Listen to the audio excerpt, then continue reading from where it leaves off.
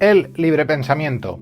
Sí, sé que soy muy pesado con este tema, pero es que me inquieta sobremanera esa incapacidad que tenemos en numerosas ocasiones para un pensamiento mínimamente libre. ¿Qué le vamos a hacer? Me han dibujado así. Como decía, el libre pensamiento consistía en sus orígenes en el cuestionamiento de creencias preestablecidas, así como de todo tipo de autoridad espiritual. Y hoy esta definición podría ser similar, pero hay que extenderla de modo amplio y de modo inevitable. El origen de estas reflexiones mías se encuentra en mi propia experiencia en ciertos ámbitos, en ciertos foros, debates, que se tildan de librepensadores, donde se alaban a librepensadores del pasado, se pretende ser como ellos, pero yo acabo observando, yo, criticón por excelencia, que no se tarda demasiado en inaugurar nuevos dogmas y doctrinas establecidas. Para ser librepensador, o mejor dicho, para tratar de serlo, ya que yo creo que es más una tendencia o aspiración más que una realidad firme, como es lógico, pues hay que cuestionar toda afirmación instituida, buscar la verificación, indagar mediante una actitud racional, dejar atrás la tradición y la autoridad, abandonar la abstracción para enfrentarnos a una realidad concreta. Casi nada. Y por supuesto la herramienta imprescindible a priori es la duda, pero no se trata de un escepticismo también dogmático que se imponga a todo lo que se nos ponga por delante, sino una duda que abra la puerta a la crítica a toda afirmación y posibilite un cambio amplio de cara al conocimiento. En la Edad Media eran sin duda librepensadores aquellos que cuestionaban la autoridad de la Iglesia, legitimada en la divinidad, que resulta la mayor de las abstracciones, y espero que no me fulmine ningún rayo divino en estos momentos. No hay que olvidar que el pensamiento medieval en Occidente se apoyaba en gran medida en cierta tradición filosófica, principalmente en Aristóteles, bien es cierto que muy mediatizado por el cristianismo, por lo que constituía algo que también había que poner en duda y buscar la ruptura. Y hablando de Aristóteles, es curioso saber que este filósofo, como otros grandes de la antigüedad, se le podía denominar en su tiempo también científico. Sus afirmaciones y métodos eran obviamente de un gran valor histórico y cultural, pero limitados por la época y muchos demostrados falsos con el transcurrir del tiempo.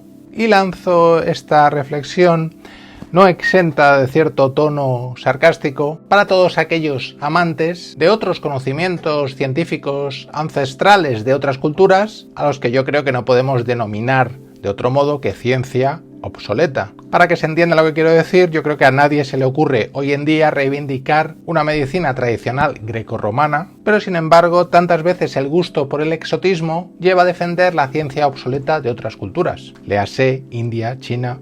Pero no nos metamos en ningún jardín y volvamos a la cuestión del libre pensamiento. El libre pensador histórico puso en cuestión las creencias supersticiosas de su tiempo y le admiramos por ello. ¿Pero somos capaces en la actualidad de hacer lo mismo? Yo creo que es necesario mirar nuestra propia actitud con esa profunda crítica y es posible que descubramos en numerosas ocasiones que terminamos aceptando un montón de discursos establecidos. El libre pensador debería poner en cuestión todo tipo de discurso, ya sea instituido o alternativo.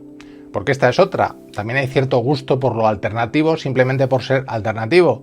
Pues mira, no, eso es tan dogmático como lo instituido y tiene las aspiraciones también a instituirse. Y dentro de esa crítica a todo tipo de discurso, el libre pensador debería incluir también sus propias creencias, ideas y valores que inevitablemente impregnarán todo el proceso. Como dije anteriormente, a mí me resulta triste que en ciertos ámbitos en los que supuestamente se reivindica y propaga el libre pensamiento, tantas personas muestran poca o ninguna crítica hacia sus propias creencias. En nombre del progreso e incluso del libre examen, se acaba generando un nuevo dogmatismo que ni cuestiona, ni critica, ni indaga, se muestra un respeto excesivo por ciertos autores y ese pensamiento acaba también instituyéndose. Como me gusta conjugar el verbo instituir. Y en todo esto que estoy diciendo yo creo que está la clave. El libre pensador tiene que ser subversivo, irreverente, peligroso para toda idea establecida.